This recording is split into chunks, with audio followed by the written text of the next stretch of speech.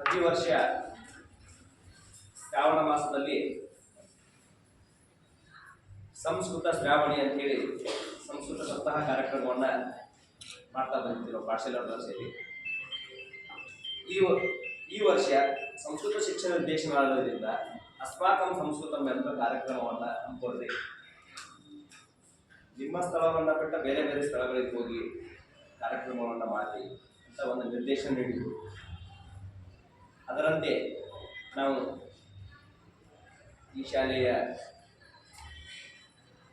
ಪ್ರಾಂಶುಪಾಲರು ಹಾಗೂ ನಮ್ಮ ವಿದ್ಯಾಗುರುಗಳಾದ ಶ್ರೀಯುತ ಬಿ ಎನ್ ಅರ್ಕೇರಿ ಗುರುಗಳಲ್ಲಿ ಬಂದು ವಿಜ್ಞಾಪನೆ ಮಾಡಿಕೊಂಡಾಗ, ನೀವು ಏನಾದರೂ ಮಾಡಿ ನಾವು ನಿಮಗೆ ನಮ್ಮ ಸಹಕಾರ ಏನು ಬೇಕಂತೆಲ್ಲ ಕೊಡ್ತೀವಿ ಅಂತ ಹೇಳಿದರು. ಇನ್ನೊಬ್ಬರು ಅತಿಥಿಗಳನ್ನು ಹಾಕೊಂಡ್ರು ನಾವು, ಸಿದ್ಧಾರ್ಥ ಸರ್ ಅಂತೇಳಿ. ಅವರು ನಮ್ಮ ವಿದ್ಯಾಗುರುಗಳು, ಅವರು ನಮ್ಗೆ ಕಲಿಸಿದವರು. ಅವರಂಗ ನಮ್ಮ ಸಂಸ್ಕೃತ ಸಪ್ತಾಹ ಕಾರ್ಯಕ್ರಮಕ್ಕೆ ಸಾಕಷ್ಟು ಜನ ಬಂದ ರೆಕಮೆಂಡಿಗೆ. ಇಲ್ಲಿ ಅವರು ಇದೇ ಸಂಸ್ಥೆಯೊಳಗೆ ಉಪನ್ಯಾಸಕರಿರೋದ್ರಿಂದ ಅವರನ್ನು ಹಾಗೂ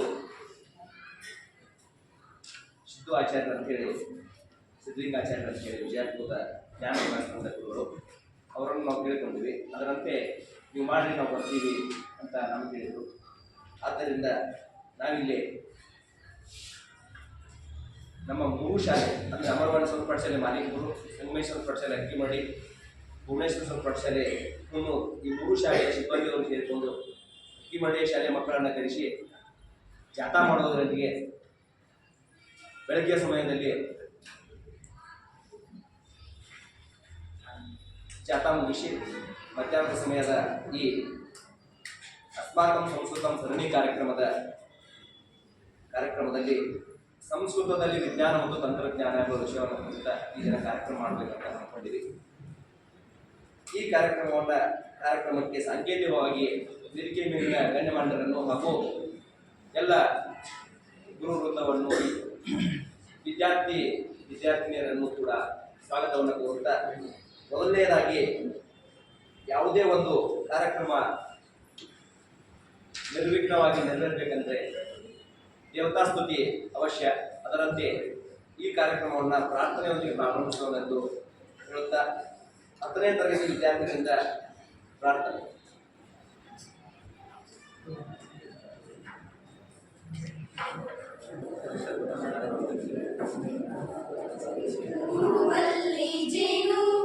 ಗುಡಿ ಕಟ್ಟದೇನು, ನೀರಲ್ಲಿ ಮೀನು ಅಡಿ ಮುಟ್ಟದೇನು, ಆ ದೈವದಾಜ್ಞೆ ಎಲ್ಲಾನು.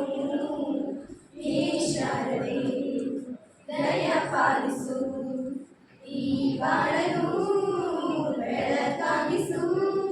ಹೇ ಶಾರದೆ ನಾಳೆಗಳ ದಾರಿಯಲ್ಲಿ ನಂಬಿಕೆಯ ನೆಲೆಯಾಗಿರಿಸು, ಮುನ್ನಡೆಸು. ಕೈ ಹಿಡಿದು ನಾವಾಡು ಪದ ಪದದಲ್ಲೂ ಸಂಚರಿಸು. ಹೂವಲ್ಲಿ ಜೇನು ಗುಡಿ ಕಟ್ಟದೇನು, ನೀರಲ್ಲಿ ಮೀನು ಅಡಿ ಮುಟ್ಟದೇನು, ಆ ದೈವದಾಜ್ಞೆ ಎಲ್ಲಾನು.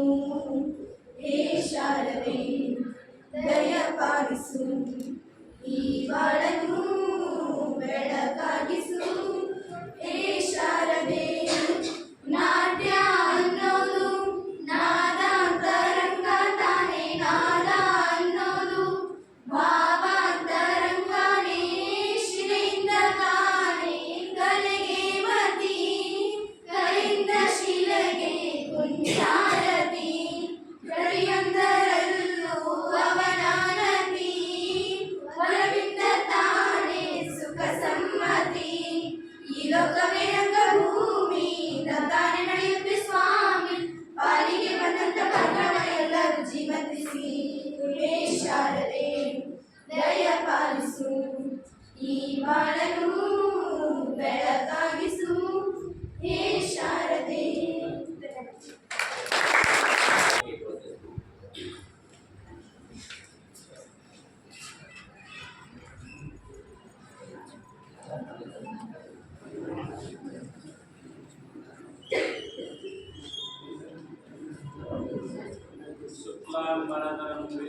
शशिवर्णं चतुर्भुजं प्रसन्नवदनं ध्यायेत् सर्वविघ्नोपशान्तये। ಕರ್ನಾಟಕ ಸಂಸ್ಕೃತ ವಿಶ್ವವಿದ್ಯಾಲಯ ಸಂಸ್ಕೃತ ಶಿಕ್ಷಣ ನಿರ್ದೇಶನಾಲಯದ ಅಡಿಯಲ್ಲಿ ಬರ್ತಕ್ಕಂಥ ಶ್ರೀ ಅಮರವಾಣಿ ಸಂಸ್ಕೃತ ಪಾಠಶಾಲೆ ಮಹಲಿಂಗೂರು, ಶ್ರೀ ಸಂಗಮೇಶ್ವರ ಪಾಠಶಾಲೆ ಹೇಮಹಳ್ಳಿ ಹಾಗೂ ಶ್ರೀ ಭುವನೇಶ್ವರಿ ಸಂಸ್ಕೃತ ಪಾಠಶಾಲೆ ಗುನ್ನೂರು ಹಾಗೂ ಕೆಎಲ್ಇ ಪ್ರೌಢಶಾಲೆ ಮಾಲಿಂಗೂರು ಇವರ ಸಹಯೋಗದಲ್ಲಿ ನಡೆತಕ್ಕಂಥ ಅಸ್ಮಾಕಂ ಸಂಸ್ಕೃತ ಕಾರ್ಯಕ್ರಮದ ಸ್ವಾಗತ ಕಾರ್ಯಕ್ರಮ. ಮೊದಲನೇದಾಗಿ ಈ ಕಾರ್ಯಕ್ರಮದ ಗಣಾಧ್ಯಕ್ಷನ್ನು ವಹಿಸಿರ್ತಕ್ಕಂಥ ಶ್ರೀ VN ಅರ್ಕೇರಿ ಗುರುಗಳಿಗೆ ಮಾಂಟೇಶ್ ಅಂಗಡಿ ಸರ್ ಇವರಿಂದ ಸ್ವಾಗತ.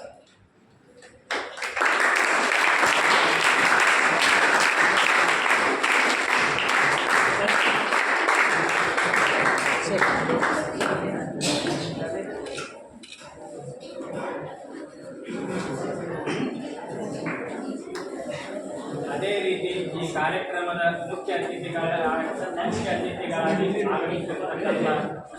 ಶ್ರೀ ಸಿದ್ದು ಆಚಾರ್ಯರು ಇವರಿಗೆ ಎನ್ಐ ಹಟ್ಟಿ ಗುರುಗಳಿಂದ ಸಸಿ ವಿತರಣೆ ಮೂಲಕ ಸ್ವಾಗತವನ್ನು ಕೋರುತ್ತೇವೆ.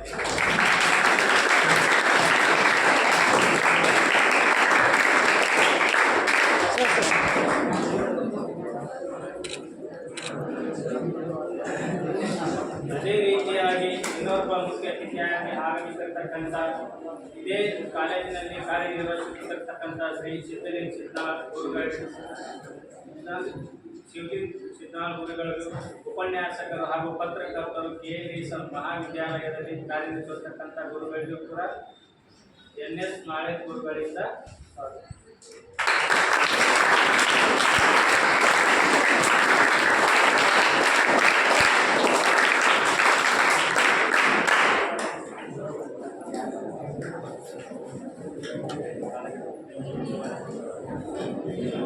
ಈ ಕಾರ್ಯಕ್ರಮದ ಅತಿಥಿ ಉಪಸ್ಥಿತರಾಗಿರತಕ್ಕಂಥ ಅದೇ ರೀತಿಯಾಗಿ ಶ್ರೀ SS ಜಗನಾಳ್ ಗುರುಗಳಿಗೆ SI ಕಂಗಲ್ ಗುರುಗಳಿಂದ ಪುಷ್ಪಗುಚ್ಛ ಹಾಗೂ ಭಗವದ್ಗೀತೆ ವಿತರಿಸುವ ಮೂಲಕ ಸ್ವಾಗತವನ್ನು ಕೋರುತ್ತೇವೆ.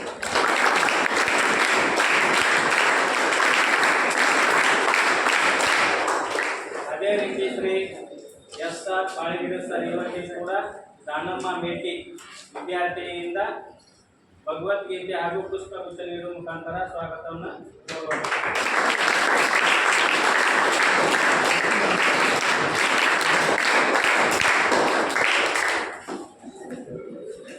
ಶ್ರೀ ST ಯಾದವಾಡ್ ಗುರುಗಳಿಗೆ ಸಂಜನಾ ಲೋಗಾವಿ ಇವರ ವಿದ್ಯಾರ್ಥಿನಿಯಿಂದ ಇವರಿಗೆ ಕೂಡ ಭಗವದ್ಗೀತೆ ಹಾಗೂ ಪುಷ್ಪಗುಚ್ಛ ಮೂಲಕ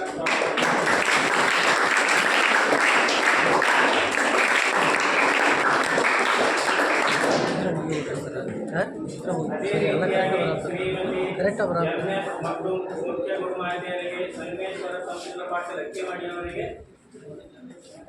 ಅಂಕಿತಾ ಬಂಡಿ ಇವರಿಂದ ಗೋಗುಚ್ಛ ಮತ್ತು ಹಾಗೂ ಭಗವದ್ಗೀತೆಯನ್ನು ಅರ್ಪಿಸುವ ಮುಖಾಂತರ ಸ್ವಾಗತವನ್ನು ಕೋರುತ್ತೇವೆ.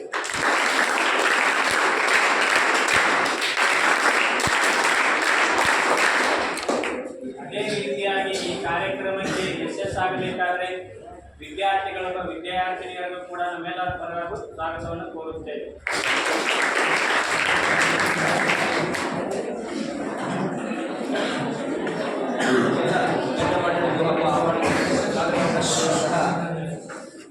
ಅಧ್ಯಕ್ಷ ಶಿಕ್ಷಕರಾದ ಡಾಕ್ಟರ್ ನಾಗರಿ ಬಾಲಾಜಿಗಳಿಗೆ ಧನ್ಯವಾದಗಳು. ಈಗ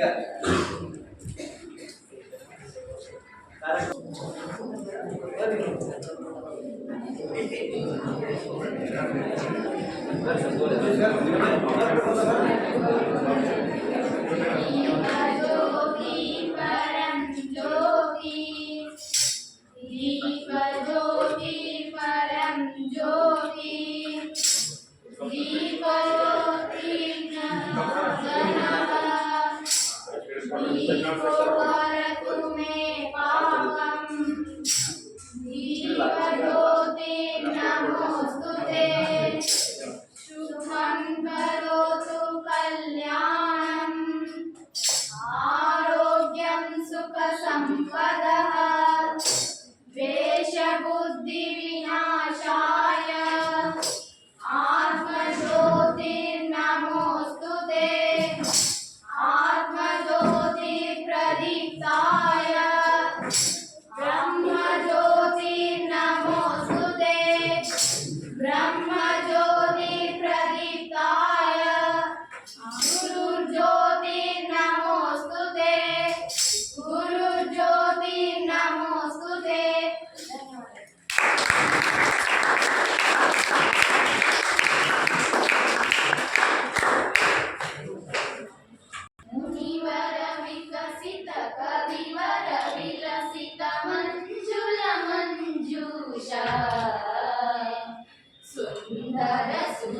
ಭಾಷಾ ಮುನಿವರ ವಿಕಸಿತ ಕವಿವರ ವಿಲಸಿತ ಮಂಜುಳ ಮಂಜೂಷಾ ಸುಂದರ ಸುರ ಭಾಷಾ ಐಮಾತಸ್ತವ ಪೋಷಣ ಕ್ಷಮತಾ ಮಮ ವಚನಾತೀತಾ ಸುಂದರ ಸುರ ಭಾಷಾ ಮುನಿವರ ವಿಕಸಿತ ಕವಿವರ ವಿಲಸಿತ ಮಂಜುಳ ಮಂಜೂಷಾ ಸುಂದರ ಸುರ ಭಾಷಾ ವೇದ ವ್ಯಾಸ ವಾಲ್ಮೀಕಿ ಮುನಿನಾಂ ಕಾಳಿದಾಸ ಬಾಣಾದಿ ಕವೀನಾಂ ಪೌರಾಣಿಕ ಸಾಮಾನ್ಯ ಜನಾನಾಂ ಜೀವನಸ್ಯ ಆಶಾ ಸುಂದರ ಸುರ ಭಾಷಾ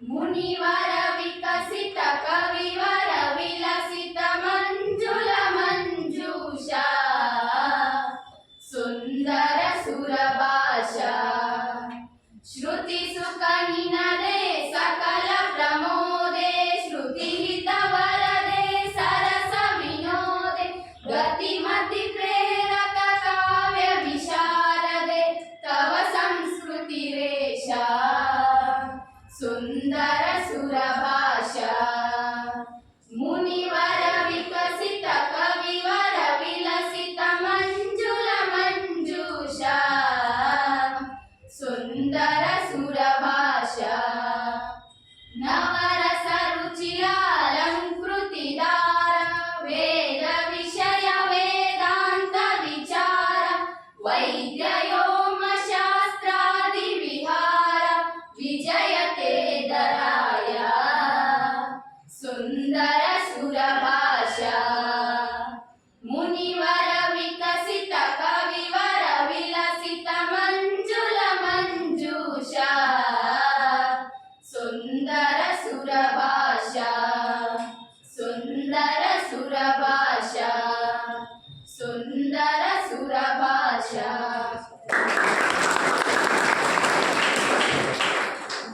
ಇವತ್ತು ಸುಸಂಸ್ಕೃತ ದೇಶ ಅಂತ ಅನಿಸ್ತಕ್ಕಂದ್ರೆ ನಮ್ಮ ದೇಶದಲ್ಲಿ ಸಂಸ್ಕೃತಿ ಐತಿ. ಸಂಸ್ಕೃತಿ ನೋಡಿ ವಿಚಿತ್ರ ಅಂದ್ರೆ ಸಂಸ್ಕೃತ ಭಾಷೆಯನ್ನ ನಾವು ದೇವ ಭಾಷೆ ಅಂತ ಕರಿತೀವಿ, ಸ್ವರ್ಗದ ಭಾಷೆ ಅಂತ ಕರಿತೀವಿ, ಶ್ರೇಷ್ಠ ಭಾಷೆ ಅಂತ ಕರಿತೀವಿ, ದೇವಾನು ದೇವತೆಗಳು ಮಾತಾಡುವಂತ ಭಾಷೆ ಅಂತ ಕರಿತೀವಿ.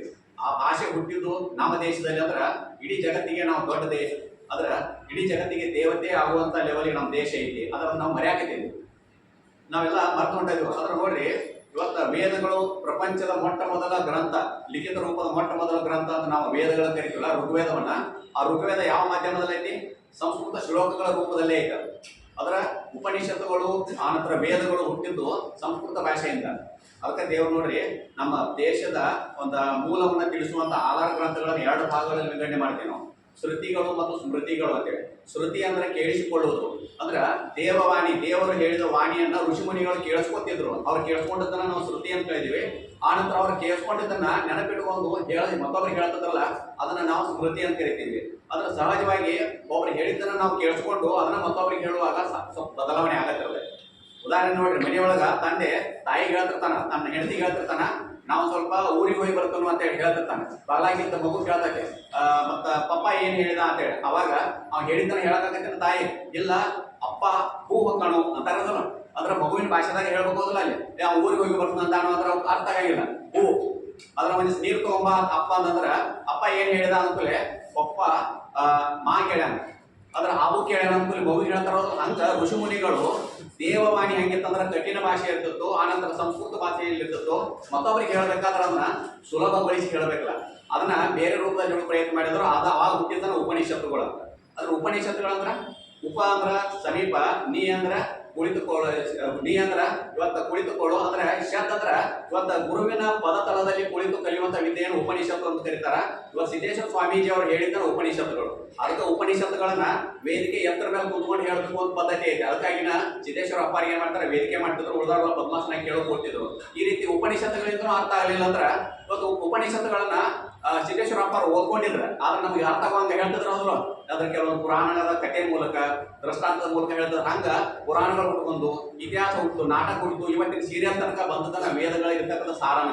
ವೇದಗಳಲ್ಲಿ ಒಳ್ಳೆಯದೇ ಯಾವ್ದು ಕೆಟ್ಟದೇ ಯಾವ್ದು ಹೇಳ್ಕೊತ ಬಂದಾರ, ಅದ ಬಂದ. ಹಿಂಗ ವೇದಗಳಲ್ಲಿ ನಮ್ದು ಸಂಸ್ಕೃತ ಭಾಷೆ ಇತ್ತು ಅನ್ನೋದು. ಸಂಸ್ಕೃತ ಭಾಷೆ ಇನ್ನೊಂದು ಹೆಗ್ಗಳಿಕೆ ಅಂದ್ರ ಇಡೀ ವಿಶ್ವದ ಎಲ್ಲ ಭಾಷೆಗಳ ತಾಯಿ ಅಂತ ಕರೀತಾರ ಸಂಸ್ಕೃತವನ್ನ. ಎಲ್ಲ ಭಾಷೆಗಳ ಮೇಲೂ ಸಂಸ್ಕೃತದ ಒಂದು ಛಾಯೆ ಇದ್ದ ಇರ್ತದೆ. ನಮ್ಮ ಕನ್ನಡದಾಗ ನೋಡ್ರಿ ಅಚ್ಚ ಕನ್ನಡದಲ್ಲಿ ಮಾತನಾಡಿ ಅಂತ ಯಾರಾದ್ರೂ ಒಂದು ಸ್ಪರ್ಧೆ ಇಟ್ಟಂದ್ರ ಯಾರು ಫಸ್ಟ್ ಪ್ರೈಸ್ ತಗೊಳಕ್ ಆಗಂಗಿಲ್ಲ.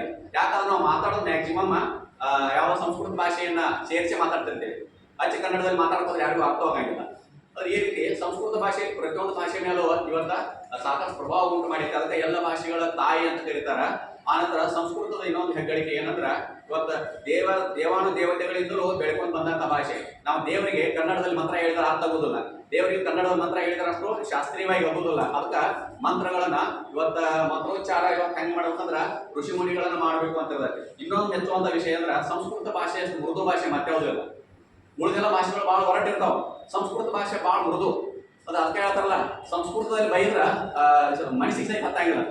ಸಂಸ್ಕೃತ ಭಾಷೆಗಳು ಬೈದ್ರ ಮನಸ್ಸಿಗೂ ಹತ್ತಂಗಿಲ್ಲ. ಈಗ ಒಬ್ಬನ ಏನಾದ್ರು ಬೈಬೇಕಾಗಿದ್ರೆ ಏನ್ ನಾಯಿ ಅಂತ ಬೈತಿರ್ತಾರಲ್ಲ, ಸಂಸ್ಕೃತ ಬೇಕು ಅಂತ ಹೇ ಶ್ವಾಣವೇ ಅಂತ ಬಿಡ್ತಾರ. ಶ್ವಾಣವೇ ಅಂದ್ಮೇಲೆ ಭಾಳ ಅನ್ಸಂಗಿಲ್ಲ. ಅದ ಒಬ್ಬ ಮನುಷ್ಯನ ಕತ್ತೆ ಅಂತ ಬೈಬೇಕಾಗಿತ್ತು ಅಂತ ತಿಳ್ಕೊಂಡು ಕನ್ನಡದಲ್ಲಿ ನಾವು ಕತ್ತೆ ಅಂದ್ರೆ ಸಿಟ್ಟು ಬರ್ತೈತೆ. ಅವಾಗ ಹೇ ವೈಶಾಖನ ಅಂತಾನ ಅಂದ್ಬಿಟ್ರೆ ಫುಲ್ ಖುಷಿ ಆಗ ನಾನು ಬಗಡ್ರಪ್ಪ ಅನ್ಸುತ್ತೆ. ಅಂದ್ರೆ ಈ ರೀತಿ ಭಾಷೆ ಬಹಳ ಮೃದು, ಬಹಳ ಅಗದಿ ಸಾಫ್ಟ್ ಅಂತ. ಅದ್ರ ಸಂಸ್ಕೃತ ಭಾಷೆ ಅನ್ನೋದು ಅಷ್ಟೊಂದು ಸಾಫ್ಟ್ ಇರ್ತಕ್ಕಂಥ ಭಾಷೆ. ಇನ್ನೊಂದು ಒಂದು ದಾಖಲೆ ಏನಂದ್ರ ಎಲ್ಲ ಭಾಷೆಗಳಲ್ಲಿ ದೋಷ ಅದಾವ. ಕನ್ನಡದಲ್ಲೂ ಕೆಲವೊಂದು ದೋಷಗಳದಾವ, ಆಗಾಗ ತಿಳ್ಕೊಂಡು ಬರ್ತಿರ್ತಾರ. ಇಂಗ್ಲಿಷ್ ನಲ್ಲೂ ಸಾಕಷ್ಟು ದೋಷ ಅದಾವ, ಅದಕ್ಕೆ ಮಂಕಿ ಲ್ಯಾಂಗ್ವೇಜ್ ಇರ್ತಾರ ಹೋಗ್ಲಿ. ಆದ್ರ ಸಂಸ್ಕೃತ ಭಾಷೆಗೆ ಒಟ್ಟ ದೋಷಗಳಿರ್ತಾವ. 52 ಅಕ್ಷರಗಳಿದ್ರು ಸಹಿತ ಇಡೀ ವಿಶ್ವನ ಇವತ್ತು ಅದ್ರ ಮೇಲೆ ರಿಸರ್ಚ್ ಮಾಡಾಕೈತಿ. ಸಂಸ್ಕೃತ ಭಾಷೆಯಲ್ಲಿ ಒಂಚೂರು ದೋಷಗಳಿಲ್ಲ. ಸಂಸ್ಕೃತ ಭಾಷೆಯಲ್ಲಿ ಒಂಚೂರು ದೋಷಗಳಿಲ್ಲ. ಅಮೆರಿಕದವರು ಅದ್ರ ಮೇಲೆ ರಿಸರ್ಚ್ ಮಾಡಾಕ್ತಾರೆ, PhD ಮಾಡಾಕ್ತಾರೆ. ಬೇರೆ ದೇಶದವರು ಸಂಸ್ಕೃತ ಭಾಷೆ ಬಗ್ಗೆ ದುರ್ಬಿನ ಹೆಂಗೆ ಓದಾಕೈತಾರೆ, ಸ್ಟಡಿ ಮಾಡಾಕ್ತಾರೆ ಅಂದ್ರೆ ಭಾಷೆ ಎಷ್ಟು ಅವ್ರಿಗೆ ಪವರ್ ಇರ್ಬೋದು ಅನ್ನೋದು ವಿಚಾರ ಮಾಡಿ. ಇನ್ನೊಂದು ನಿಮ್ಗೆ ವಿಚಿತ್ರ, ಸಂಸ್ಕೃತದಲ್ಲಿ ಇವತ್ತ ವಿಜ್ಞಾನ ತಂತ್ರಜ್ಞಾನ ಅಂತ ನಾವು ಹೇಳ್ತೀವಿ. ಇವತ್ತು ನಾವು ಬಹಳಷ್ಟು ವೈರಲ್ ಆದದ್ದು ಏನಂದ್ರೆ ವಿಶ್ವ ತುಂಬ ನಾವು ಸೈನ್ಸ್ ಅಂದ್ರ ಕಠಿಣವಾದದ್ದು.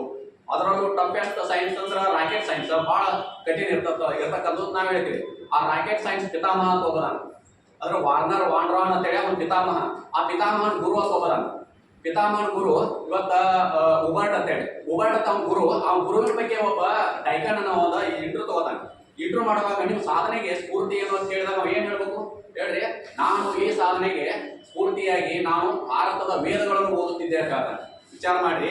ಅದ್ರ ರಾಕೆಟ್ ಸೈನ್ಸ್ ಅನ್ನೋದು ಬಹಳ ಟಫ್ ಅಂತ ಹೇಳ್ತಾರೋ, ಆ ಟಫ್ ರಾಕೆಟ್ ಸೈನ್ಸಿಗೆ ಒಬ್ಬ ಪಿತಾಮಹ ಅಂತ ಅವ್ರು ಘೋಷಣೆ ಮಾಡ್ಕೊತಾರೋ, ಅವ್ನು ಇಂಟ್ರೂ ಮಾಡಿದ ಅವನ ಹೇಳ್ತಾನೋ ಅವನ ಹೋಗ್ಕೋತಾನೋ ಈ ರಾಕೆಟ್ ಸೈನ್ಸಿಗೆ ನಾನು ಸ್ಫೂರ್ತಿ ಇನ್ಸ್ಪಿರೇಷನ್ ಬರ್ಬೇಕಾದ್ರೆ ಭಾರತದ ವೇದಗಳನ್ನು ಓದುತ್ತಿದ್ದೆ ಅಂತ ಹೇಳ್ತಾನೆ. ವೇದಗಳಲ್ಲಿ ಸೈನ್ಸ್ ಐತಿ.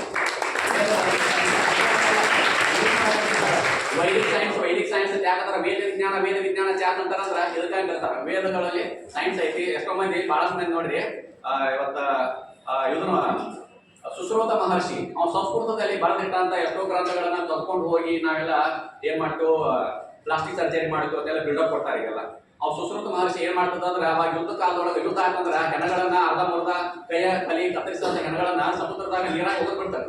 ಅದರ ನದಿ ಒಳಗೆ ಎಸೆದು ಬಿಡ್ತಾರಂತ. ನದಿ ಒಳಗೆ ಹರ್ಕೊಂಡು ಹೋಗುವಂತ ಹೆಣಗಳನ್ನ ಒಂದೊಂದು ಹಿಡಿದು ತಂದು ಇದಕ್ಕೆ ಕೈ ಇರಲ್ಲ ಅಂತ ತಿಳ್ಕೊಂಡು ಸೈಡ್ ಹಿಡಿದಂತ, ಇನ್ನೊಂದ ಕೈಯಿಂದ ಕಾಲಿಲ್ಲದ ಹೆಣ ಬಂತಂದ್ರೆ ಅದನ್ನ ತಗೊಳ್ದಂತ, ಅದ್ರ ಕಾಲು ಇದಕ್ಕೆ ಜೋಡಿಸೋದು, ಇದ್ರ ಕೈ ಅದಕ್ಕೆ ಜೋಡಿಸೋದು ಅದನ್ನ ಪ್ರಯತ್ನ ಮಾಡ್ತಿದ್ರಂತ ಅವ್ರು. ನೋಡ್ರಿ, ಹೆಣ ಅಂದ್ರೆ ಅವ್ರು ಎಲ್ಲಿ ಹೋಗ್ತೀವಿ ನಾವು, ಹೆಣ ಅನ್ಕೂಲ ಹೇಸ್ಕೊತೀವಿ.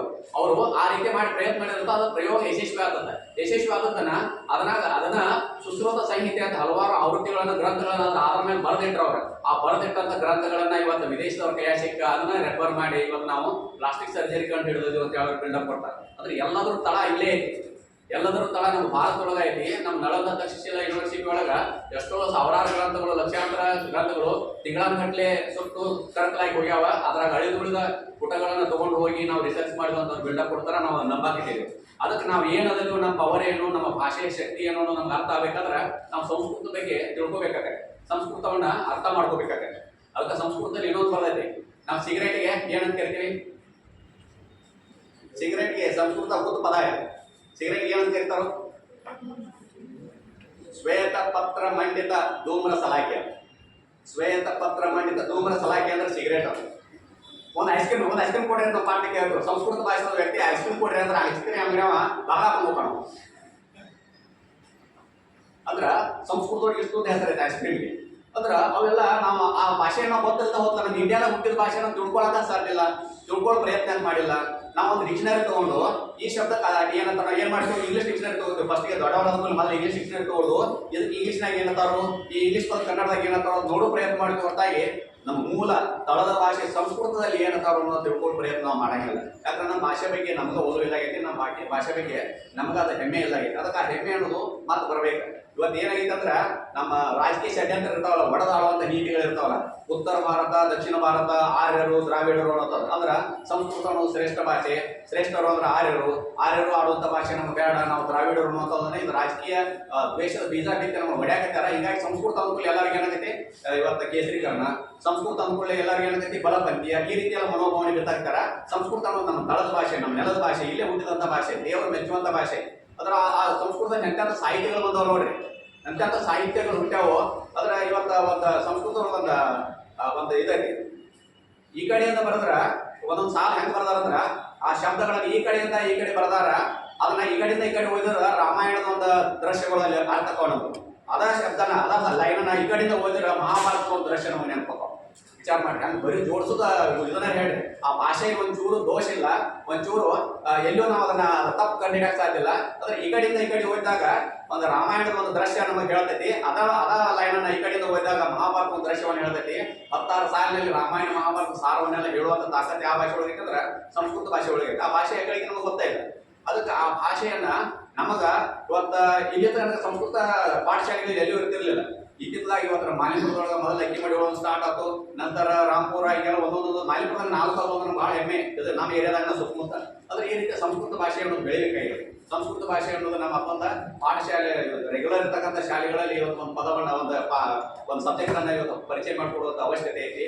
ಅದಕ್ಕೆ ಸಂಸ್ಕೃತ ಭಾಷೆಗೆ ಸರ್ಕಾರಗಳು ಕೆಲವೊಂದು ಸಾರಿ ಅವೆಲ್ಲ ಅವ್ರ ರಾಜಕೀಯ ತಿಂಡಿಗೆ ಅವರ ಭಾಷೆಯನ್ನು ಪರಿಚಯ ಮಾಡಾಗಿಲ್ಲ, ಭಾಷೆಯನ್ನ ಹೈಡ್ ಮಾಡ್ತಾರ. ಆದ್ರೆ ನಾವಾದ್ರೂ ನೀವು ಎಜುಕೇಟೆಡ್ ವಿದ್ಯಾರ್ಥಿಗಳು, ಮುಂದಿನ ತಲೆಮಾರಿನ ರೂವಾರಿಗಳು, ಮುಂದಿನ ತಲೆಮಾರಿನ ದೊಡ್ಡ ರಾಯಭಾರಿಗಳು, ಆದ್ರೆ ನಿಮ್ಮಲ್ಲಿ ಯಾವ್ದಾದ್ರು ಸಂಸ್ಕೃತ ಬಗ್ಗೆ ಜ್ಞಾನ ಇರಲಿ, ಸಂಸ್ಕೃತ ಬಗ್ಗೆ ತಿಳುವಳಿಕೆ ಇರಲಿ ಅನ್ನೋ ಉದ್ದೇಶಕ್ಕಾಗಿ ಒಂದು ಈ ಕಾರ್ಯಕ್ರಮ ಹಮ್ಮಿಕೊಂಡಾರ. ಇವ್ರು ಎಲ್ಲರಿಗೂ ನಾವು ನೀವೆಲ್ಲರೂ ಕೂಡಿ ದೊಡ್ಡ ಅಭಿನಂದನೆ ಹೇಳ್ಬೇಕಾಗಿದೆ. ಯಾಕಂದ್ರೆ ಇಲ್ಲಿ ನೋಡ್ರಿ, ಇವತ್ತು ಆಚಾರ್ಯರು ಬಂದಾರ ಸಂಸ್ಕೃತ ಅಂದ್ರೆ ಬಿಜಾಪುರ ಸಿದ್ದೇಶ್ವರ ಸ್ವಾಮಿಗಳು ಏನ ಉಪನಿಷತ್ತುಗಳನ್ನ ಬೋಧನೆ ಮಾಡ್ತಿದ್ರಲ್ಲ, ಅವ್ರು ಹೇಳೋ ಕಥೆ ನಮ್ಗೆ ಭಾಳ ಇಷ್ಟ ಆಗಿತ್ತು. ಅದ್ರ ಎಷ್ಟು ಸುಲಭವಾಗಿ ಹೇಳ್ತಿದ್ರೆ, ಸುಲಭವಾಗಿ ಹೇಳ್ತಾರೆ ಅಂದ್ರೆ ಅವ್ರು ಸಂಸ್ಕೃತವ್ರಿಗೆ ಇದನ್ನ ಉಪನಿಷತ್ತುಗಳನ್ನ ಹೇಳ್ತಾರೆ. ಉಪನಿಷತ್ತುಗಳಂದ್ರೆ ವೇದಗಳಿದ್ದಂಥ ಸಾರವನ್ನ ಹೇಳ್ತಿದ್ದಾರೆ. ಆದ್ರೆ ವೇದಗಳೆಲ್ಲ ಇದ್ದಂಥ ಸಾರವನ್ನ ನೇರವಾಗಿ ನಮಗೆ ಪರಿಚಯ ಮಾಡಿಕೊಟ್ರೆ ನಮ್ಗೆ ಇಷ್ಟ ಆಗಂಗಿಲ್ಲ. ಅದು ನಮ್ಗೆ ಏನಾದ್ರು ಅರ್ಥ ಆಗೋದಿಲ್ಲ ಅಂತ ತಿಳ್ಕೊಂಡು ಅದನ್ನ ಸಂಸ್ಕೃತದಲ್ಲಿ ತಮ್ಮ ಭಾಷೆಯಲ್ಲಿ ಪರಿವರ್ತನೆ ಮಾಡಿ ಅದನ್ನ ಅರ್ಥ ಆಗುವಂತ ರೀತಿ ಒಳಗ ಕಥೆ ಹೇಳಿದ್ರು. ರಾಮಾಯಣ ಮಹಾಭಾರತ ಹುಟ್ಟಿದನ ವೇದಗಳಲ್ಲಿ ಏನ್ ಹೇಳೋರು, ಒಳ್ಳೇದು ಕೆಟ್ಟದ್ದು ಅನ್ನೋದು ಪರಿಚಯ ಮಾಡಿಕೊಟ್ಟಾರ. ಆನಂತರ ಒಳ್ಳೇದಕ್ಕೆ ಯಾವಾಗಲೂ ಗೆಲುವು ಇರ್ತೈತಿ, ಆನಂತರ ಕೆಟ್ಟದಕ್ಕೆ ಅದರಂತ ಸೋಲು ಇರ್ತೈತಿ ಅನ್ನೋಂಥದ್ದು ವೇದಗಳು ಹೇಳ್ಯಾರಲ್ಲ. ಅದನ್ನ ಪಾತ್ರಗಳ ಮೂಲಕ ಇವತ್ತ ವೇದವ್ಯಾಸರು ಇರ್ಬೋದು, ವಾಲ್ಮೀಕಿ ಅವರು ಇರ್ಬೋದು, ಅವ್ರು ಬರೆಯುವಂತ ಪ್ರಯತ್ನ ಮಾಡಿದ್ರು. ಬರೆದಿದ್ರಾಗ ಮತ್ತು ಸಂಸ್ಕೃತದಲ್ಲಿನ ಅವ್ರು ಬರೆದಂತ ಎಲ್ಲಾ ವಿಷಯಗಳನ್ನು ಇವತ್ತಿಗೂ ಸಹಿತ ನಾವು ಯಾವ್ದೋ ಒಂದು ರಾಮಾಯಣ ಕಥೆ ತಗೋರಿ, ಅದು ಧಾರಾವಾಹಿ ತಗೋರಿ, ಒಂದು ಸಿನಿಮಾ ತಗೋರಿ, ಒಂದು ಸಣ್ಣ ನಾಟಕ ತಗೋರಿ, ಎಲ್ಲಿ ಏನ ಮಾಡಿದ್ರು ಸಹಿತ ಎಲ್ಲ ಇವತ್ತು ಮನೆ ಬಂದಂತ ಬಾಹುಬಲಿ ಸಿನಿಮಾ ತಗೋಡ್ರಿ, ಎಲ್ಲದರೊಳಗೂ ಎಲ್ಲಿ ಎದ್ರ ಛಾಯೆ ಇರ್ತಕ್ಕಂಥ ಮಹಾಭಾರತದಲ್ಲಿ ಇರ್ತಕ್ಕಂಥ ಇವತ್ತು ಅಣ್ಣ ತಮ್ಮಂದಿರ ಜಗಳ, ಆಸ್ತಿ ಜಗಳ, ಹೆಣ್ಣಿಗಾಗಿ ಜಗಳ ಇವೆಲ್ಲ ನಡೀತಾವಲ್ಲ, ಇದ್ರದ ಆಧಾರ ಇರ್ತೈತಿ. ಅದೆಲ್ಲ ಇದ್ದಿದ್ದ ವೇದಗಳಿಂದ ಬಂದದ್ದು. ಅದನ್ನ ಪಾತ್ರಗಳ ಮೂಲಕ ಹೇಳೋ ಪ್ರಯತ್ನ ಮಾಡಿದ್ದಾರೆ. ಅದಕ್ಕೆ ದೇವವಾಣಿಯನ್ನ ಕೇಳಿಸಿಕೊಂಡಂತ ಋಷಿ ಮುನಿಗಳು ತಮ್ಮ ವಾಣಿಯನ್ನ ನಮಗೆ ಇಷ್ಟ ಆಗುವಂತ ರೀತಿ ಒಳಗೆ ನಮ್ಗೆ ಹೇಳುವಂತ ಪ್ರಯತ್ನ ಮಾಡಿದ್ರು. ಆ ರೀತಿ ಬಂದಂತ ಪ್ರಯತ್ನ ಫಲವಾಗಿ ನಾವೆಲ್ಲ ವೇದಗಳ ಸಾರವನ್ನು ಇವತ್ತು ನಾವು ಅರ್ಥ ಮಾಡ್ಕೊಳಕ್ ಸಾಧ್ಯ ಆಗೈತಿ. ಅದು ಸಾಧ್ಯ ಅದರಿಂದ ಅಂದ್ರೆ ಇವತ್ತು ಭಾಷಾ ಮಾಧ್ಯಮದಿಂದ. ಅದಕ್ಕೆ ನಿಮ್ಗೆ ಇನ್ನೊಂದು ಏನಂದ್ರೆ, ಯಾರೋ ಭಾಷಾಂತರ ಮಾಡಿದ್ದನ್ನ ನಾವು ಕನ್ನಡದಲ್ಲಿ ತಿಳ್ಕೊಳ್ಳೋಕ್ಕಿಂತ ಮೂಲ ಭಾಷೆಯಲ್ಲಿ ಏನೈತೆ ಅನ್ನೋದನ್ನ ತಿಳ್ಕೊಳ್ಳೋಂತ ಒಂದು ಇದಿದ್ರ ಬಹಳಷ್ಟು ಏನ್ ಸಿಗತ್ತಲ್ಲ, ಥ್ರಿಲ್ ಸಿಗತ್ತಲ್ಲ. ಆ ಥ್ರಿಲ್ ಸಿಗ್ಬೇಕಾದ್ರೆ ನಾವು ಸಂಸ್ಕೃತವನ್ನ ಅರ್ಥ ಮಾಡ್ಕೋಬೇಕು, ಸಂಸ್ಕೃತವನ್ನ ಓದ್ಬೇಕು. ಆ ಭಾಷೆಯನ್ನ ಕರಗತ ಮಾಡ್ಕೋದು ಅಂದ್ರೆ ಮೂಲ ಭಾಷೆಯಲ್ಲಿ, ಸಂಸ್ಕೃತದ ಮೂಲ ಭಾಷೆಯಲ್ಲಿ ಏನೇನಿಲ್ಲ ಎಲ್ಲ ಸಾರವನ್ನ ನೇರವಾಗಿ ತಗೊಳ್ಳಕ್ ಸಾಧ್ಯ ಆಗೈತಿ, ನೇರವಾಗಿ ಪಡ್ಕೊಳ್ಳೋಕೆ ಸಾಧ್ಯ ಆಗೈತಿ. ಅದಕ್ಕೆ ಸಂಸ್ಕೃತ ಭಾಷಾ ಜ್ಞಾನ ನಿಮಗೂ ನಮಗೂ ಇರಬೇಕಾಗೈತಿ. ಆದ್ರಿಂದ ಇವರೆಲ್ಲ ನೋಡಿ ನಮ್ಗೆ ಒಂಥರ ಹೊಟ್ಟಿಗೆತ್ತಾಗೈತೆ. ಇವ್ರು ಸಂಸ್ಕೃತದಲ್ಲಿ ನಿರೂಪಣೆ ಮಾಡೋದು, ನಮ್ಮ ಶಿಷ್ಯರವರು ಸಂಸ್ಕೃತದಲ್ಲಿ ನಿರೂಪಣೆ ಮಾಡ್ತಾರೆ. ಸಂಸ್ಕೃತಕ್ಕೆ ಒಂದು ಆ ಪದಗಳನ್ನ ಅರ್ಥ ಇಲ್ಲ, ಯಾಕಂದ್ರೆ ನಾವು ಚೆನ್ನಾಗಿದ್ದಾಗಿಂದ ಆ ಸಂಸ್ಕೃತ ಪಾಠದ ಅರಿವಣೆ ಇಲ್ಲ. ಅದು ಇತ್ತೀಚೆಗೆ ಒಂದು ಸ್ವಲ್ಪ ಅದರ ಸಂಸ್ಕೃತ ಪಾಠಶಾಲೆಗಳು ಇವೆಲ್ಲ ಬಂದು ಗುರುಕುಲದೊಳಗೆಲ್ಲ ಇದ್ದು ಅವೆಲ್ಲ ಹೋಗ್ಯಾವ. ಆನಂತರ ಒಳ್ಳೆ ಗುರುಕುಲ ಸಂಸ್ಕೃತಿ ನಮ್ಮ ದೇಶದೊಳಗೆ ಮತ್ತೆ ಹುಟ್ಟಾಗೈತಿ. ಆ ಒಂದು ಗುರುಕುಲ ಸಂಸ್ಕೃತಿ ಮತ್ತೊಂದು ಹುಟ್ಟಿತಂದ್ರ ಅಲ್ಲಿ ಮತ್ತೆ ಲೀಡ್ ತಗೊಳ್ಳೋದು ಯಾವ್ದಂದ್ರ ಸಂಸ್ಕೃತ ಭಾಷೆನ ಲೀಡ್ ತಗೋದೈತಿ. ಅದಕ್ಕೆ ನಮ್ಮ ಹಳೆಯ ಗತವೈಭವ ಮತ್ತು ಮರಳಿಸಬೇಕಾದ್ರೆ ಸಂಸ್ಕೃತ ಭಾಷೆ ಜೀವಂತವಾಗಿರ್ಬೇಕು. ಅದು ಆ ಜೀವಂತವಾಗಿರ್ಬೇಕಾದ್ರೆ ಇಂಥ ಕಾರ್ಯಕ್ರಮಗಳು ನಿರಂತರ ನಡೀತಿರ್ಬೇಕು. ಅದರಿಂದ ಈ ಸಂದರ್ಭದಲ್ಲಿ ಸಂಸ್ಕೃತ ಬಗ್ಗೆ ಮಾತನಾಡಲು ಅವಕಾಶ ನೀಡಿದಂತ ವೇದಿಕೆಗೆ ವಹಿಸುತ್ತ ನಾನು 2 ಮಾತು ಮುಗಿಸ್ತೀನಿ. ಜೈ ಹಿಂದ್, ಜೈ ಕರ್ನಾಟಕ. ಹಾಗೂ ನಮ್ಮ ಗತವೈಭವ ಮರಳಬೇಕಾದ್ರೆ ಸಂಸ್ಕೃತವನ್ನು ನಾವು ಕಲಿಬೇಕು ಎಂದು ಹೇಳಿದಂಥ ಆತ್ಮೀಯ ಗುರುಗಳಾದ ಶ್ರೀಯುತ ಶಿವಲಿಂಗ ಗುರುಗಳಿಗೆ ಧನ್ಯವಾದಗಳು. ಈಗ ಇನ್ನೋರ್ವ ಉಪನ್ಯಾಸಕರಾದಂತಹ ಶ್ರೀಯುತ ಸಿದ್ಧಲಿಂಗ ಆಚಾರ್ಯವರು ಕೂಡ ಈ ವಿಷಯವನ್ನು ಕುರಿತು ಒಂದೆರಡು ಮಾತನ್ನು ಹೇಳೋದಕ್ಕೆ ಕೇಳ್ಕೊಳ್ತೀವಿ.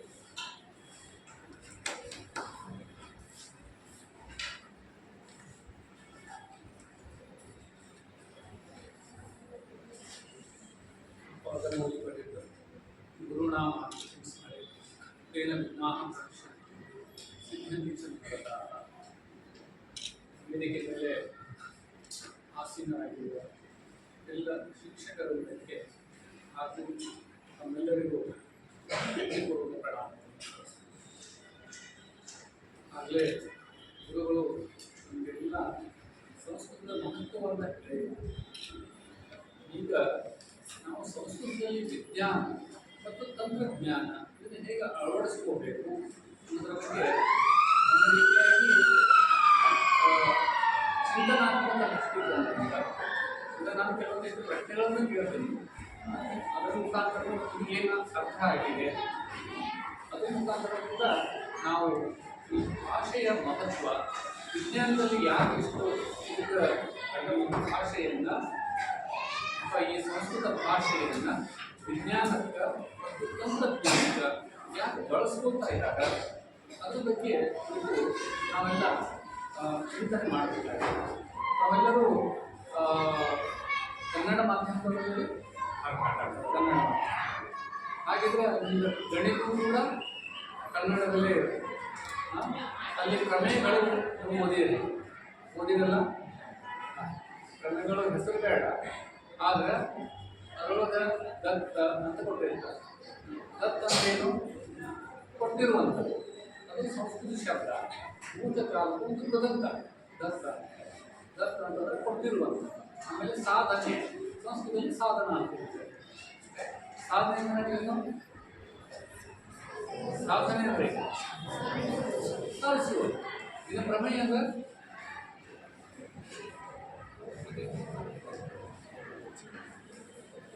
ಪ್ರಮೇಯ ಅಂದರೆ ಗೊತ್ತಿಲ್ಲ, ಯಾರಾದರೂ ಒಬ್ಬರು ಹೇಳಬಹುದು, ಹೇಳಬಹುದು. ಪ್ರಮೇಯಗಳು ಗೊತ್ತಿರಲ್ಲ, ಒಂದು ಪ್ರಮೇಯ ಗೊತ್ತಿಲ್ಲ. ಹೇಳಿ, ನಿಮ್ಗೇನು ಗೊತ್ತಿದೆ?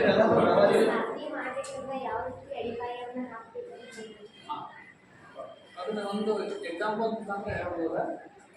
ಉದಾಹರಣೆಗಳ ಮುಖಾಂತರ ಹೇಳ್ಬೋದಾ? ನಾನು ಹೇಳ್ತೀನಿ. ಈಗ ಒಂದು ಪ್ರಮೇಯ ಅಂದರೆ ಒಂದು ವಸ್ತು ಅಂತ ಹೇಳ್ಕೊಳ್ತೀನಿ. ಆ ವಸ್ತುವನ್ನು ನೀವು ಪ್ರೂವ್ ಮಾಡಬೇಕಾಗಿದೆ. ಪ್ರೂವ್ ಮಾಡಬೇಕಪ್ಪ ಅಂತಂದ್ರೆ ಕೊಟ್ಟಿದ್ದೇನಂದ ನೀವು ಸಾಧಿಸಬೇಕಾಗಿದೆ ಏನು? ಅದೇ ಪ್ರಮೇಯ. ಸಂಸ್ಕೃತದಲ್ಲಿ ಅದು ಸಂಸ್ಕೃತ ಶಬ್ದ. ಅದು ಜ್ಞಾನದ ಸಂಬಂಧ. ಒಂದು ಚಾಕ್ಪೀಸ್ ಅಂತ ಇದೆ. ಚಾಕ್ಪೀಸ್ ಅದ, ಈ ಚಾಕ್ಪೀಸ್ ಅನ್ನೋದು ಒಂದು ವಸ್ತು. ಇದು ಈ ಪ್ರಮೇಯವನ್ನು ಕೊಟ್ಟಿದ್ದಾರೆ. ಅಂದರೆ ಪ್ರಮೇಯ ಬರೇ ಹಿಂಗೆಲ್ಲ ಪ್ಲಾಟ್ಫಾರ್ಮ್ ನಮ್ಮ ಸುತ್ತಮುತ್ತಲುಗಳಲ್ಲೇ ನಾವೇನು ಮಾಡ್ಬೋದು, ಪ್ರಮೇಯಗಳನ್ನು ರಚನೆ ಮಾಡ್ಬೋದು. ಒಂದು ವಸ್ತು ಐತಿ, ಆ ವಸ್ತು ಈಗ ನಮ್ಮ ಕೈಗೆ ಕೊಟ್ಟಿದ್ದಾರೆ. ಜ್ಞಾನ ಮತ್ತು ವಿಜ್ಞಾನ. ವಿಜ್ಞಾನದ ಏನರ್ಥ?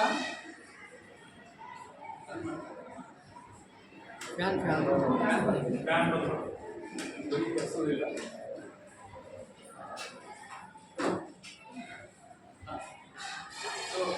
ಜ್ಞಾನ ಮತ್ತು ವಿಜ್ಞಾನಕ್ಕೆ ಏನು ವ್ಯತ್ಯಾಸ ಇದೆ?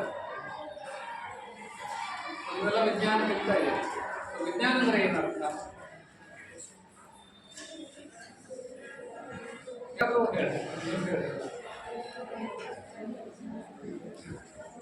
ನಾನು ಯಾಕೆ ಈ ರೀತಿ ಮಾಡ್ತಾ ಇದ್ದೀನಿ ಅಂದ್ರೆ, ಉಪನ್ಯಾಸ ಕೊಟ್ಟರೆ ಹಾಗೆ ಮಾಡ್ಕೊಡ್ತೀವಿ.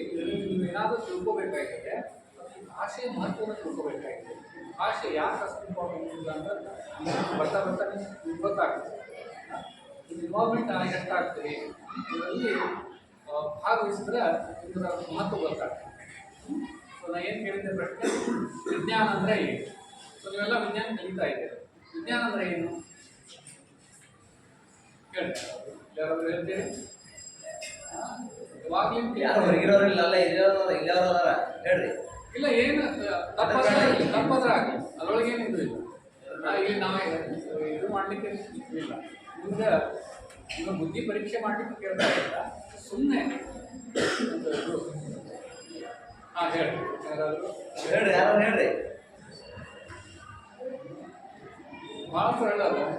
ಜ್ಞಾನ ಅಂದರೆ ವಿಜ್ಞಾನ. ಜ್ಞಾನ ಅಂದರೆ ವಿಶೇಷ ಜ್ಞಾನ. ವಿಶೇಷ ಜ್ಞಾನಕ್ಕೆ ಏನು ವ್ಯತ್ಯಾಸ ಅಂದರೆ ಜ್ಞಾನ ಅಂತ ಈಗ ಒಂದು ಹೂ ಕೊಟ್ಟಿದೆ ಅಂತಂದ್ರೆ ಹೂವು ಸಾಮಾನ್ಯ ಜ್ಞಾನ ಮತ್ತು ವಿಶೇಷ ಜ್ಞಾನ. ಸಾಮಾನ್ಯ ಜ್ಞಾನ ಅಂದರೆ ಏನು? ನಾವೇನು ಸಂಗ್ರಹ ಅಂತ ಒಂದು ಪುಸ್ತಕ ಇದೆ, ಯಾಕಂದ್ರೆ ಲಾಜಿಕ್ ಅಂತೇಳಿ ಕರೀಬೋದು. ಅಲ್ಲಿ ಒಂದು ನೀವು ವಿಜ್ಞಾನದಲ್ಲಿ ಎಲ್ಲ ಕಲ್ತಿರ್ತೀವಿ. ಒಂದು ಕಲ್ಲು ಒಗೆಯೋದ್ರಿಂದ ಏನು ನಿರ್ಮಾಣ ಆಗ್ತದೆ? ಒಂದು ಬಾವಿ ಅದನ್ನು ನೋಡ್ರಿ, ಒಂದು ಕಲ್ಲು ಒಗಿತೀವಿ ಅಥವಾ ಒಂದು ಹಳ್ಳು ಒಗಿತೀವಿ. ಅವಾಗ ಏನಾಗ್ತದೆ? ಅದರ ಸುತ್ತಮುತ್ತಲು ತರಂಗಗಳು ಅಥವಾ ಸುಳಿಗಳು ನಿರ್ಮಾಣ ಆಗ್ತವೆ. ಈ ಒಂದರಿಂದ ಒಂದೇ ಹೋಗಿರ್ತೀರಿ, ಅದರಿಂದ ಏನಾಗ್ತಾವೆ? ಭಾಳಷ್ಟು ನಿರ್ಮಾಣ ಆಗ್ತದೆ. ಇದಕ್ಕೆ ನಾವು ಸಂಸ್ಕೃತದಲ್ಲಿ ವಿಚಿತರಂಗ ನ್ಯಾಯ ಅಂತ ಹೇಳಿ ಕರಿತೀವಿ. ವಿಚಿತರಂಗ ನ್ಯಾಯ ಆಲ್ರೆಡಿ ಎಲ್ಲರೂ ಹೇಳಿಬಿಟ್ಟಿದ್ದಾರೆ, ತರ್ಕ ಸಂಗ್ರಹದಲ್ಲಿ ಹೇಳಿಬಿಟ್ಟಿದ್ದಾರೆ. ಸುಮಾರು 2,500 ವರ್ಷ ಹಿಂದನೇ ಈ ವಿಜ್ಞಾನವನ್ನು ಹೇಳಿದ್ದಾರೆ. ಇದರ ಮುಖಾಂತರವೇ ಶಬ್ದ ಜ್ಞಾನವನ್ನು ನಾವು ಮಾಡ್ಕೋತೀವಿ ಅದನ್ನು ಹೇಳಿದ್ದಾರೆ. ಶಬ್ದ ಎಲ್ಲಿಂದ ಬರ್ತದ? ಎಲ್ಲಿಂದ ಬರ್ತದೆ? ದಕ್ಷಿಣವಾಗಿ ಶಬ್ದ ಅಲ್ಲ, ಅದು ಮೂಲ ಆಕಾಶದಿಂದ. ಆಕಾಶದಿಂದ ಬರ್ತದೆ. ಸೊ ಇದನ್ನು ಕೂಡ ಶರೀರದಿಂದ 5 ತತ್ವಗಳಿಂದ ಆಗಿದೆ. ಸೊ ಅಲ್ಲಿ ಒಂದು ಆಕಾಶವೂ ಬರ್ತದೆ. ಇದೇ ರೀತಿಯಾಗಿ ತರಂಗಗಳ ಮೂಲಕ ನಮಗೇನಾಗ್ತದೆ? ಫ್ರೀಕ್ವೆನ್ಸಿಗಳು ಏನು ಇರ್ತದಲ್ಲ, ಅದು ನಮ್ಮ ಕಿಡ್ನಿಗೆ ಬಂದು ಬೆಳೀತದೆ. ಹೀಗಾಗಿ ಅದು ಶಬ್ದ ಉತ್ಪತ್ತಿಯನ್ನು ಮಾಡ್ತದೆ. ಇದು ಒಂದು ವಿಜ್ಞಾನ. ಆಮೇಲೆ ನೀವು ಇವ್ರ ಹೆಸರು ಕೇಳಿರಬೇಕು, ಗಂಗಾ ನದಿಯನ್ನು ಇದು ತಂದಲ್ಲ, ಯಾರು? ಭಗೀರಥ ಪ್ರಯತ್ನ ಅಂತ ಕರೀತಿರಲ್ಲ. ಭಗೀರಥ ಅವಾಗ ಆತ civil engineer, first civil engineer Bhagiratha. Civil engineer ಆಗ ಇಷ್ಟೊಂದು ಟೆಕ್ನಾಲಜಿ ಇರಲಿಲ್ಲ, ಆಗ ವಿಜ್ಞಾನ ಇತ್ತು. ವ್ಯತ್ಯಾಸ ಹೇಳ್ತೀವಿ. ಟೆಕ್ನಾಲಜಿ ಅಂದ್ರೆ ಈಗ ಈ ಒಂದು ಸಂಖ್ಯೆಯನ್ನು ತಗೊಂಡು ಇದು ಮಾಡ್ತೀವಿ, ಅದನ್ನೇ ಸ್ವಲ್ಪ ಇನ್ನೊಂದಿಷ್ಟು ಇಲೆಕ್ಟ್ರಿಕಲ್ ಬಳಸಿ ಅದನ್ನು ಹೆಚ್ಚಿಗೆ ಮಾಡಿಫೈ ಮಾಡೋದು. ಸಂಖ್ಯೆನೂ ಒಂದು ಬಳಸೋದು ಒಂದು ಟೆಕ್ನಾಲಜಿನೇ. ನಮಗೇನು ಅನಿಸಿದ್ರೆ ಅದು ಸಂಖ್ಯೆ ಅನ್ನೋದ್ರೆ ಟೆಕ್ನಾಲಜಿ ಅಲ್ಲ ನಾವು ಅದನ್ನು ಈಗೇನು ಮಾಡ್ತಾ ಇದ್ದಾರೆ? ಮಷೀನ್ ಲೇರ್ ಅಥವಾ ಬೇರೆ ಬೇರೆ ವಾಹನಗಳ ಮುಖಾಂತರ ನೆಲವನ್ನು ಕಂಡು ಇದು ಮಾಡೋದು ಎಲ್ಲ ಮಾಡ್ತಾರೆ. ಅದಕ್ಕೆ ಮೂಲ ಏನು ಬೇಕು? ವಿಜ್ಞಾನ. ವಿಜ್ಞಾನ ಇರಲಾರದೆ ಟೆಕ್ನಾಲಜಿ ಸಾಧ್ಯವೇ ಇಲ್ಲ. ಸೊ ಭಗೀರಥ ಏನು ಮಾಡ್ತಾ ಎಷ್ಟು ವೇಗದಾಗ ಇದನ್ನ ಹರಿಸ್ಬೇಕು, ಇದೆಲ್ಲ ಕ್ಯಾಲ್ಕುಲೇಷನ್ ಇರ್ತದೆ. ಅಂದರೆ ಒಂದು ಇದು ಗಣಿತ ಇರ್ತದೆ. ಆ ಗಣಿತದ ಮುಖಾಂತರ ಆತ ಏನು ಮಾಡ್ದ? ಈ ಭೂಮಂಡಲಕ್ಕೆ ಅಂದ್ರೆ ಹಿಮಾಲಯದಿಂದ ಈ ಕಡೆ ಹರಿಸುವಂಥ ಪ್ರಯತ್ನ ಮಾಡಿದ. ಅದು ಹೇಗಿತ್ತಪ್ಪ ಅಂದರೆ ವಿರುದ್ಧ ದಿಶೆಗೆ ಹೋಗ್ತಾ ಇತ್ತು. ಆ ವಿರುದ್ಧ ಅಪೋಸಿಟ್ ಡೈರೆಕ್ಷನ್ದಾಗ, ಆ ಅಪೋಸಿಟ್ ಡೈರೆಕ್ಷನ್ದಾಗ ಹೋಗುವಂಥದ್ದನ್ನು ಈ ಕಡೆ ತಗೊಂಡು ಬಂದು ಭಾರತದ ನದಿ ಸಂಪೂರ್ಣ ಇಲ್ಲಿವರೆಗೆ ಕಲ್ಕತ್ತಾವರೆಗೆ ಹೋಗಿ ಕೂಡುವಂಥ ಮಾಡಿದ. ಸೊ ಇಷ್ಟು ವೈಜ್ಞಾನಿಕವಾದಂಥ ಹಿನ್ನೆಲೆ ಇರುವಂಥ ಭಾಷೆ ಯಾವುದಾದ್ರೂ ಇದ್ದರೆ ಅದು ಸಂಸ್ಕೃತದಲ್ಲಿ ಇದೆ. ಸಂಸ್ಕೃತ ಶಬ್ದದ ಅರ್ಥವೇ ಹಾಗೆ, ಸಮ್ಯಕ್ ಕೃತಂ ಇದು ಸಂಸ್ಕೃತ. ಚೆನ್ನಾಗಿ ಯಾವುದು ಮಾಡಲ್ಪಟ್ಟಿದೆಯೋ ಅದು ಸಂಸ್ಕೃತ. ಹೀಗಾಗಿ ಭಾರತದಲ್ಲಿ ಎಲ್ಲರೂ ಕೂಡ ಏನು ಮಾಡ್ತಾ ಇದ್ರು? ಸಂಸ್ಕೃತವನ್ನು ತಿಳಿಸುವಂಥ ಜನರು. ಆಗಲೇ ಗುರುಗಳು ಹೇಳಿದರು, ಆ ಭಾಷೆಯನ್ನು ಭಾಷೆ ಥರ ನೋಡಬೇಕೆ ಹೊರತು ಅದನ್ನು ಬೇರೆ ರೀತಿಯಾಗಿ ನೋಡಬಾರ್ದು. ಅದನ್ನು ಬೈಯೋದು ಮತ್ತು ಭಾಷೆ ಏನು ಮಾಡಿಲ್ಲ, ಭಾಷೆಯನ್ನು ಕೆಟ್ಟದ್ದು ಮಾಡಿಲ್ಲ ನಮಗೆ. ಆದರೆ ಆ ಭಾಷೆಯಿಂದ ನಮ್ಮಲ್ಲಿ ಏನು ಬದಲಾವಣೆಗಳು ಆಗ್ತಾವೆ ಅನ್ನೋದನ್ನು ನೀವು ಅರ್ಥ ಮಾಡ್ಬೋದು. ಒಂದು ಭಾಷೆಯನ್ನು ಮಾತನಾಡ್ತಾ ಹೋದಾಗ ನಮಗೆ ಯಾವುದೇ ರೀತಿಯಾದಂಥ ಪ್ರಾಣಾಯಾಮ ಆಗ್ತಿದ್ದಪ್ಪ ಅಂತಂದ್ರೆ ಅದು ಯಾವುದಾದ್ರೂ ಭಾಷೆ ಇದೆ, ಅದು ಸಂಸ್ಕೃತ. ಈಗ ರಾಮಃ ಶಬ್ದ ಅಂದರೆ ಅದು ನೋಡೋದು ರಾಮಃ ಅಂದರೆ ರಾಮಃ. ಏನಾಯಿತು ನಿಮ್ಮಲ್ಲಿ ಬದಲಾವಣೆ? ಏನಾಯಿತು? ಸ್ವರ ಹೋಯ್ತಲ್ಲ, ಉಸಿರೊಳಗೆ ಹೋದಾಗ ಅದು ಸಹಜವಾಗಿ ಕಪಾಲಭಾತಿ ಪ್ರಾಣಾಯಾಮ. ಸುಸ್ತು ಮಾತನಾಡೋದು ವಿಸರ್ಗ, ಪುಲ್ಲಿಂಗದಲ್ಲಿ ವಿಸರ್ಗ, ಸ್ತ್ರೀಲಿಂಗ ಬಹುವಚನದಲ್ಲಿ ವಿಸರ್ಗಗಳು, ಈ ರೀತಿ ಎಲ್ಲ ವಿಸರ್ಗ ಬರೋದ್ರಿಂದ ಸಹಜವಾಗಿ ಕಪಾಲಭಾತಿ ಪ್ರಾಣಾಯಾಮ ಮಾಡ್ತಾರೆ. ಆಮೇಲೆ ಪ್ರಾಣಾಯಾಮ ಆಗೋದ್ರಿಂದ ಏನಾಗುತ್ತೆ, ಬ್ರೈನಿಗೆ ಬ್ಲಡ್ ಸರ್ಕ್ಯುಲೇಷನ್ ಏನಾಗಲ್ಲ ಸರಿಯಾಗಿ ಆಗುತ್ತೆ. ಸೊ ಯಾರು ಸಂಸ್ಕೃತದಲ್ಲಿ ಒಂದು ಜರ್ಮನ್ನಲ್ಲಿ ಒಂದು ಸಂಶೋಧನೆ ಮಾಡಿದ್ದಾರೆ, ಏನಪ್ಪ ಅಂತಂದ್ರೆ ಯಾರು ನಿತ್ಯ ನಿರಂತರವಾಗಿ ಸಂಸ್ಕೃತದಲ್ಲಿ ಮಾತಾಡ್ತಾರಲ್ಲ ಅವ್ರಿಗೆ ಪಾರ್ಕಿನ್ಸನ್ ಅಂತ ಒಂದು ರೋಗ ಇದೆ, ಹೆಚ್ಚಾಗಿ ಓಲ್ಡ್ ಏಜ್ನಾಗ ಬರ್ತಾರೆ, ಆ ರೋಗ ಅವ್ರಿಗೆ ಬರೋದಿಲ್ಲ. ಇದರ ಅರ್ಥ ಇವತ್ತಪ್ಪ ಏನು ತಿನ್ನಬೇಕು ಅಂತ ಅರ್ಥ ಸಂಸ್ಕೃತ ಮಾತಾಡೋದು ಅದರೊಳಗೂ ಸರಿಯಾಗಿರಬೇಕು. ಇದೆಲ್ಲ ನಮ್ಮ ವಿಜ್ಞಾನದಲ್ಲಿ ಹೇಳ್ಕೊಟ್ಟಿದ್ದಾರೆ. ಆಮೇಲೆ ಯಾವ ಮುಹೂರ್ತದಲ್ಲಿ ಹೇಳಬೇಕು, ಏನು ಆಗ್ತದೆ, ಬ್ರಾಹ್ಮಿ ಮುಹೂರ್ತದಲ್ಲಿ ಯಾಕೆ ಹೇಳಬೇಕು, ಯಾಕೆ ಹೇಳಬೇಕು? ಬ್ರಾಹ್ಮಿ ಮುಹೂರ್ತ ಅಂದ್ರೆ ಗೊತ್ತದ? ಈ ಗ್ರಾಮೀಣ ಅಂತಂದ್ರೆ ಯಾವ್ದು ಒಬ್ಬ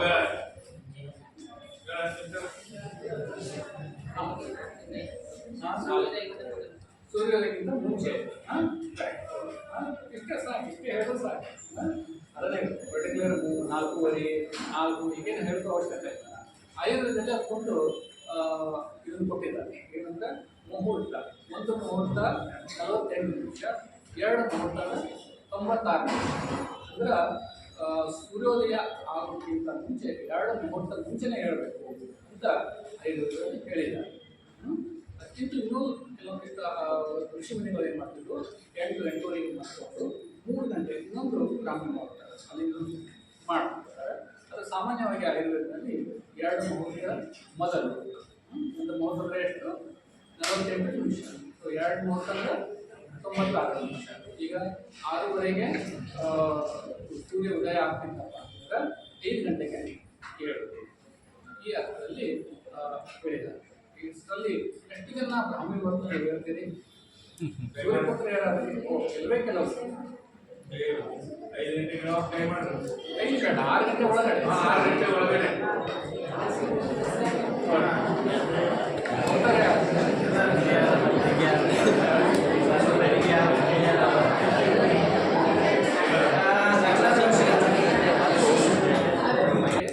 ಸಂಸ್ಕೃತ ಆಗುವುದರ ಜೊತೆಗೆ ವಿಜ್ಞಾನಿಗಳಾಗುವಂಥದ್ದು ಎಲ್ಲರೂ ವಿಜ್ಞಾನಿಗಳಾಗುವಂಥದ್ದು ಏನಿಲ್ಲ, ಆದರೆ ಅಟ್ಲೀಸ್ಟ್ ಸಂಸ್ಕೃತವೇ ನಾವು ಆಗ್ತೀವಿ.